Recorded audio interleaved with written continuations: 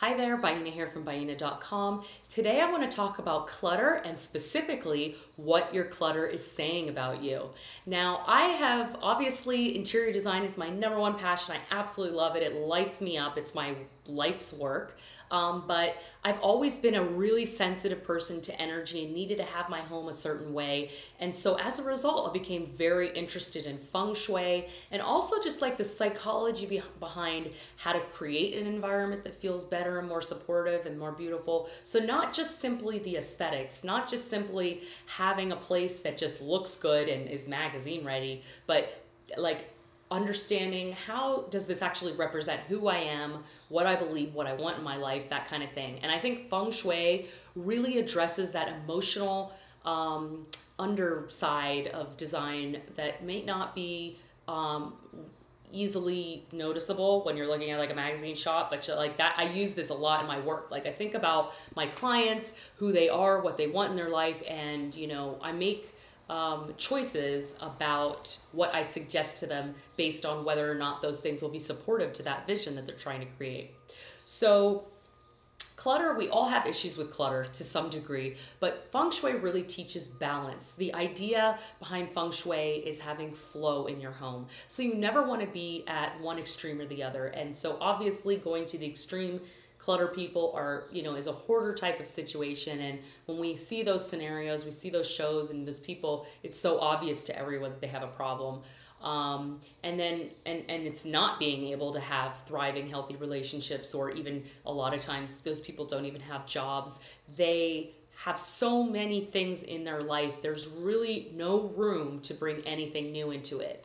But then there's also the other extreme, people that are extremely neat and don't have a lot of things and very regimented and maybe having to wait for the phone to ring at certain times for the answer, to having to have the blinds drawn to a certain degree, or a cup on the milk on a certain shelf in your house. Now that's also an extreme, and that could be people that really need to have control over their environment and need things to be such a certain way before they can actually accomplish anything, and that's the same. That's an extreme.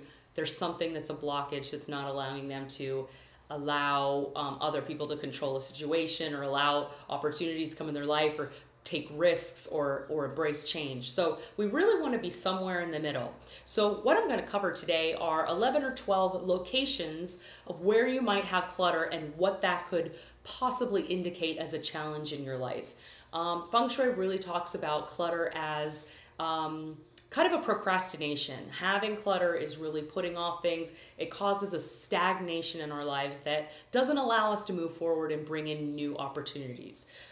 So I'm actually, I've done some research, and it's pretty universal, these 11 or so different locations and what they mean. I'm referring today to one of my favorite books, Feng Shui and How to Look Before You Love. It's written by Nancy Lee Wydra. I've talked about her book before on this channel. I absolutely love it. The basic premise of this book is that is to actually use it as a tool to kind of get more insight on people that you're actually dating and whether you would be matched to it. I use it for myself. I've read this book many, many times and refer to it often. And it talks a lot about being able to scan a room and understanding what certain things could potentially say about another person or yourself. So before I do that, I want to invite you guys to my free 30-day makeover challenge, which is my 4-week online class, which is starting on May 2nd, 2015. It is going to be awesome. It is going to be weekly videos every week, and tasks that you'll then complete in your home, along with a private Facebook group where you'll have a chance to get support and accountability with other people going through the class. I'm going to teach you my exact method that I used to get my home updated and decluttered and simplified in design, which got me featured on the Apartment Therapy website, which I've talked about before. And I hope you guys will join me. You can go to 30daymakeoverchallenge.com to sign up. Like I said, it's free. And I don't know anyone else doing a class like this. So if you love design, if you want to make your home look better, if you want to get your clutter taken care of, if you need motivation, want support, come join us. It's going to be awesome, and it starts May 2nd. So getting to the first location of clutter, if you have clutter located in the entrance of your home, that could possibly indicate a fear of relationships.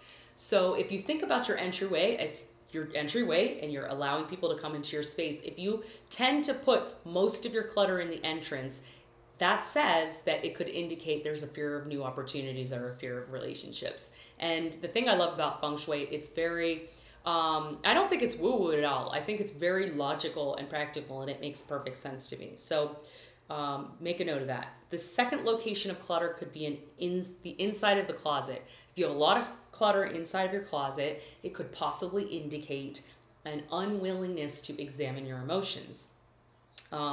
If you have clutter in your kitchen, that could represent a resentment or being overwhelmed by caretaking. Makes perfect sense, right? Your kitchen is a mess, you're exhausted, you don't feel like cooking, you're overwhelmed, and your kitchen gets left behind. Because your kitchen represents nurturing. It's food, it's how you nourish yourself and nourish your family. If you have clutter next to your bed, that could indicate a desire for change or an escape. And I've seen many people's bedrooms doing design and just, living in the world.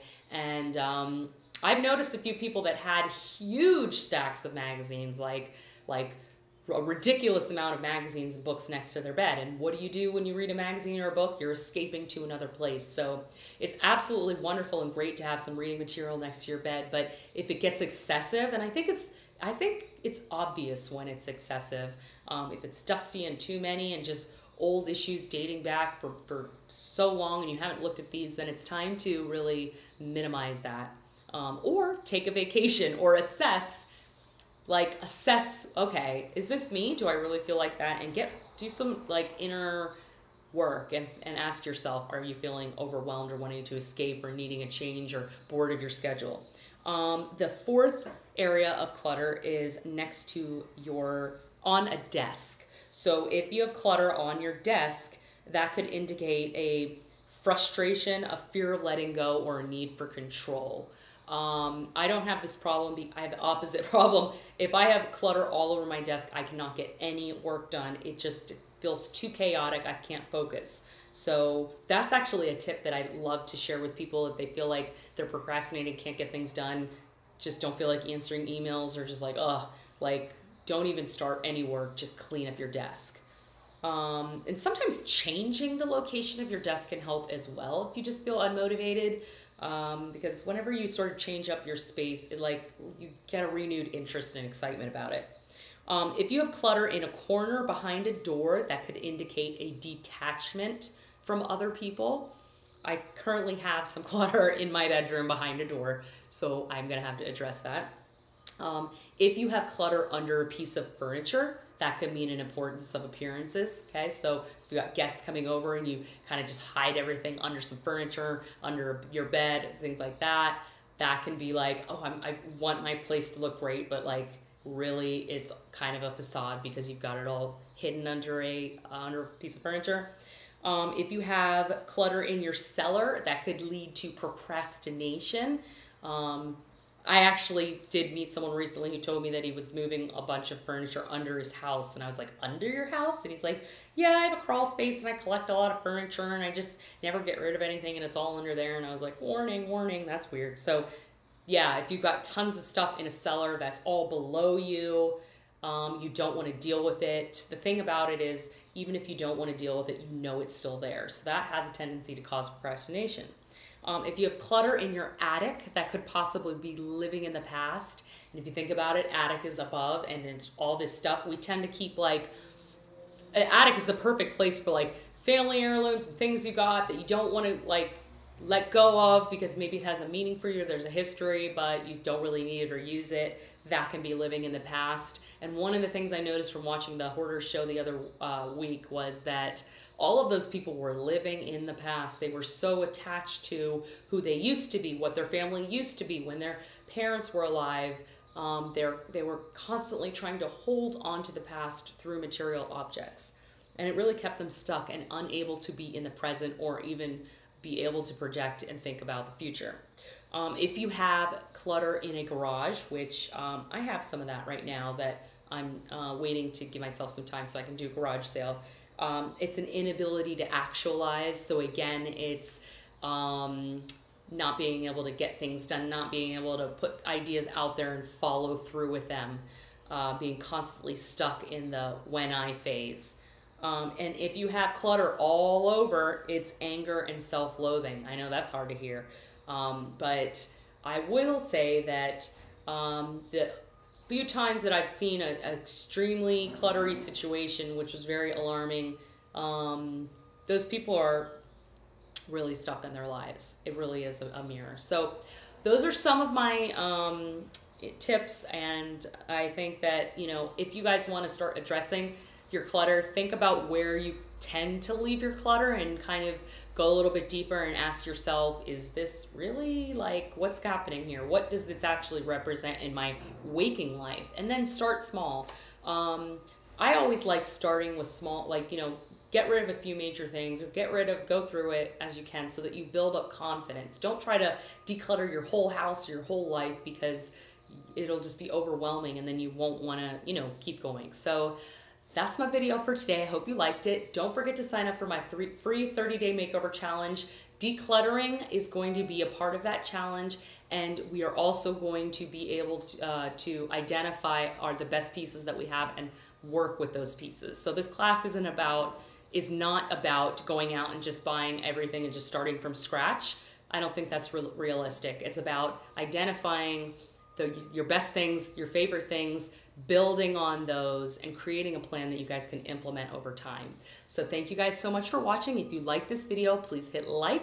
If you would like to subscribe, please hit subscribe, and please head over to 30daymakeoverchallenge.com to sign up, or sign up with Baina.com. Thank you guys so much. Bye.